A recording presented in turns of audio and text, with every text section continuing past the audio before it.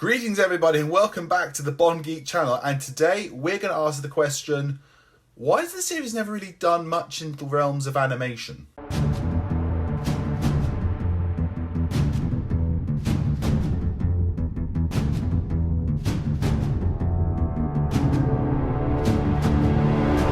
I am a self-obsessed fan when it comes to the whole world and the technology and the creativity when it comes to animation.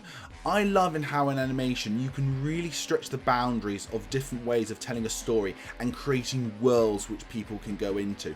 I grew up on 2D animated films from Walt Disney. I've seen their 3D animated films. I've seen the great stop motion work of art and animation. I've seen some more modern day new animation studios coming through, like Kara with Kerbo and the Two Strings. Absolutely amazing. I love animation. And now the Bond series, let's just look at it now from Bond series perspective. Has the Bond series missed a trick when it comes to really exploiting and using animation in its history, and should it look to do some more when it comes to that in the future? So that's what I want to answer in this video. I want to answer, should the Bond series travel more into doing animation as well as its live action in the future? But before we get into that, can I just ask everyone, please, who haven't already, please like and comment and subscribe to this channel. We're trying to get to 1,000 followers by the end of the year, and on this channel you have great stuff like video reviews, you have top 10s, editorials, what if scenarios, all there. There's basically something for every Bond fan out there. So with all that being said, let's just look and start off with this. There is a bit of a dark entity when it comes to Bond and animation, and it's this. Bond.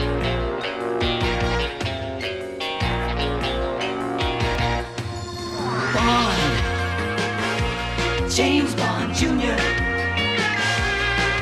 James Bond Jr. certainly has the reputation of infamy, we've all got it in for him. That cannot be truer enough. James Bond Jr. was not the best animated thing when it comes to Saturday morning cartoons.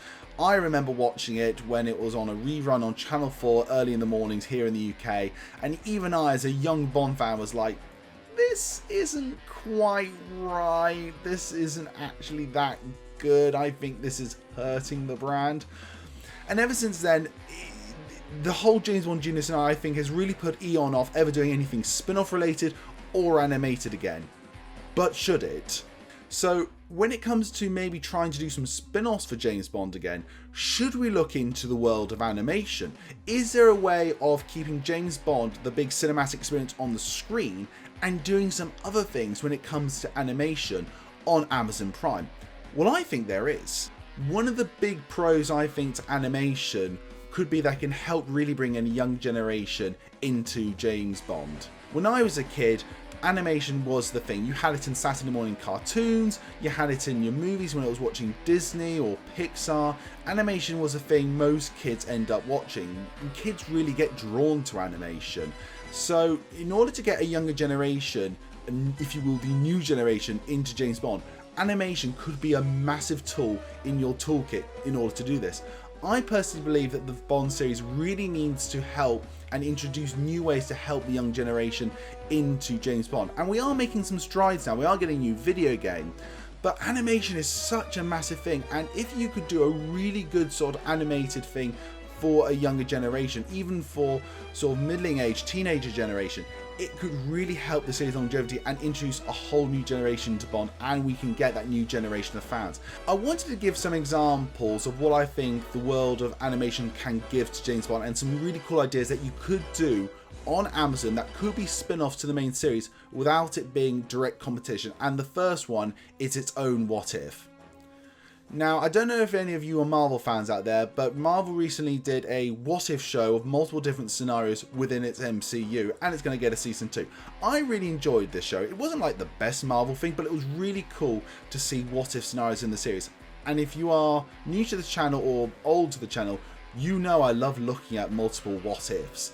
So what if we had a show where you had a what if of James Bond? If you took all the what if episodes I've done when it comes to James Bond, like what if Sean Connery wasn't on American Secret Service, what if Roger Moore was never cast as James Bond, what if George Lazenby stayed on for the role, and did a series of episodes based on that, that could bring in a lot of potential fans and some interesting things. One of the things I'd really love to see when it comes to the world of Bond and animation is an animated version of The Property of a Lady.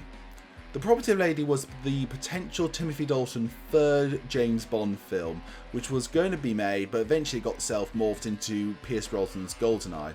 Wouldn't it be great if we could have an animated reenactment of The Property of a Lady, marketing as Property of a Lady, the lost James Bond film, finally made, and we can finally have a look at what potentially this film could have been? Wouldn't it be great if we could have get Timothy Dalton back as James Bond, maybe Elizabeth Hurley as her character was going to play, and Anthony Hopkins as his potential villain bad guy? I think this could be such a massive, brilliant thing for Amazon Prime, and it would be such a coup to have in your collection, saying yes, you've got the official series, and as well we have the animated version of the lost James Bond film. Come on, who would not want to see that? So everybody, that is my thoughts when it comes to the world of Bond and animation. I think it's an untapped goldmine of potential that we could use Bond and animation together. But I want to know, what are your thoughts on this? Do you like the idea? Do you not like the idea? I want to know. Comment down below and tell me what you think about Bond and animation. As always everybody, my name's Henry Stevens and I'm the Bond Geek. Goodbye.